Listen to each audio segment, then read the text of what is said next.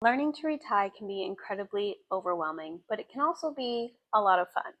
In my last video, I shared the method I'm using to learn Thai without learning the alphabet first. And in this video, I'm going to share with you how I've been taking that method and using it to translate Thai music to further learn how to read Thai.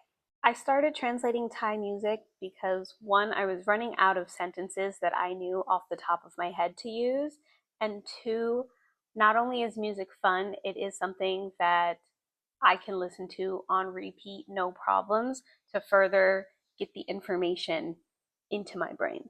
The first song I've translated is Extraordinary by Anatomy Rabbit. Side note, they tried to tell me it was a love song, but if you follow me on TikTok, you know exactly why I don't think that's the case. But that's besides the point. In translating this song, there are 3 things I have learned, and while I can't say I am a professional on this topic, I hope that what I share with you today will help you on your reading journey. How am I using Thai lyrics to read Thai? I go sentence by sentence. I write the entire sentence down. I try to decode that sentence into syllables or words. I say syllables or words because syllables at this rate are easier to pick up, and I can only know it's a word if I've already learned the word. So if there are words that I see often, like chan or gin, I know that's a word and I can underline it. Otherwise, I typically go by syllables. Write the romanization to see if I understand what it is I'm reading, and then I fact check that with the Thai to English app. Once that's done, I then go through and break it down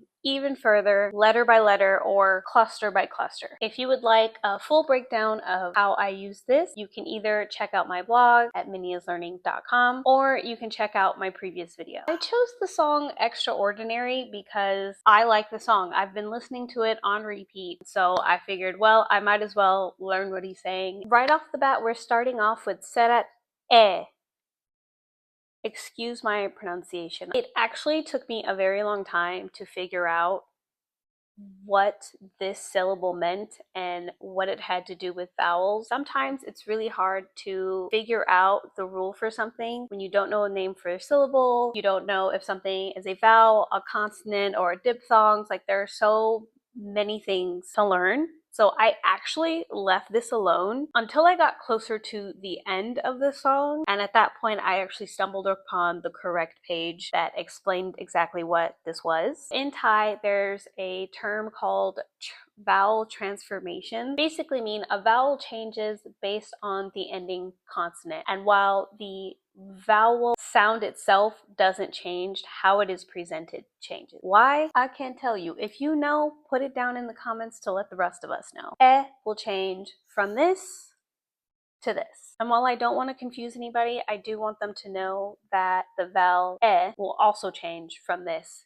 to this. So the very first sentence teaches us this rule. Ti benter yang ni na di yu lao. I'm not a singer. I'm not going to sing it for you. Just listen to the song. And this is actually a really good one to know because ben is used literally all the time. Now I know how to read it and how to spell it. There are 2 parts to the second thing I learned. We're going to be talking about or ang, because in our first sentence, Ti benter yang ni na di yu lao, yang clearly starts with the ya sound. However, the actual word starts with or ang. It's called leading or ang.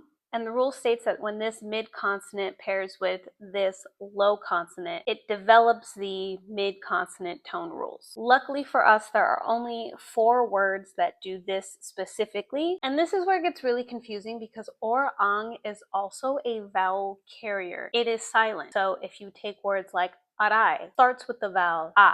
However, when you are writing it, or ang is placed in front. The reason why it's confusing is because or ang is not always silent at the beginning of the word. This is where I would have to deep dive more into figuring out when it is and when it isn't. From the little bit of research I have done, it seems that there are certain vowels that are placed after it to let you know whether or not it is silent. And if you would like me to do a deep dive on that, let me know in the comments and I can make a whole other video specifically on when or ang is silent or not. And now we are going to talk about rua. This guy. Right now, I don't like this guy because he is all over the place, and there is a whole page in my book about him, about the irregular readings. I first came across this rule in the sentence Ben kwam tamada pi senja pi said. We are looking at the word kwam tamada. For this specific rule, when there is an initial consonant combined with the double rua combined again with an ending consonant, so when it's jammed in the middle, it is pronounced as ah. Why? I don't know, it's irregular. So that is how we got tam. And so a few other examples would be, there are two other rules for the rua irregular readings. I haven't actually seen those in action yet, so I won't actually talk about those, and maybe I'll make a separate video on it if or when I actually get to that. But I know they're there for future reference when I'm looking at it and I'm stumped because it's not saying what I think it's supposed to say. And because I can talk about this literally all day, I'm going to go ahead and give you one more rule that I did learn, and that is about the leading consonant por hip. So in the sentence, namati te chopbonwa mai taogan, it actually starts with consonant por hip, but obviously the sentence starts with na. So that's another silent rule I had to then go in search of.